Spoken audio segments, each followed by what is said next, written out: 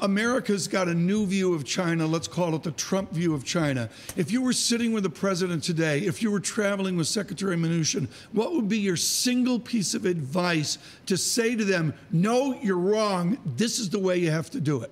Get your allies on board. I think, the one good thing that President Trump has done, and his team really, is to put the Chinese back on their back foot. I think the threat of tariffs has surprised them. They came to the negotiating table back in February.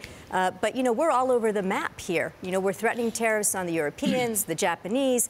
We need to get everybody on board. We all share the same view of China. We should be working with them, not simply dividing ourselves from our allies and from China. Elizabeth, what do the Chinese want? So I was told, rightly or wrongly, that the Chinese want to be accepted as a superpower of this world. How do you do that whilst getting what the U.S. wants from them? Well, I think, I was back in China in March, where for the very first time, you're quite right, I heard somebody in China refer to the country as a superpower. For a long time, they've been a regional power, an emerging power, then under Xi Jinping, a global power, a major power. Now they want to be a superpower. They want to reclaim the centrality of China on the global stage. They want to write the rules of the game. How do they deal with the United States right now? How do they get what they want? They don't.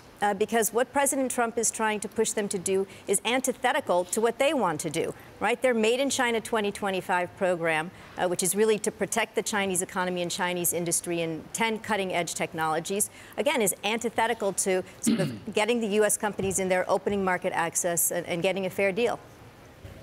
But couldn't the U.S. have some small wins, Elizabeth? So some of the things that they've promised, financial, for example, overture from some of the U.S. banks, and just bring them closer. Are you more worried basically about, the fundamentals, or are you just more worried about Peter Navarro or, another advisor going there being anti-Chinese and actually getting their back up?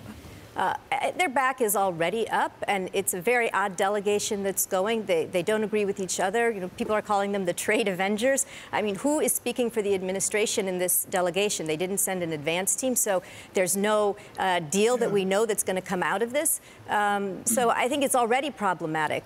But I don't disagree with the Trump administration's tough stance saying China has cheated and cheated and cheated. Right? And what do you do with a country that cheats or somebody that you're playing with? You can keep playing with them, or you can call them to account, or you can stop playing with them, or you can bring some other players to the game. So I think that's what we've got to wait to see.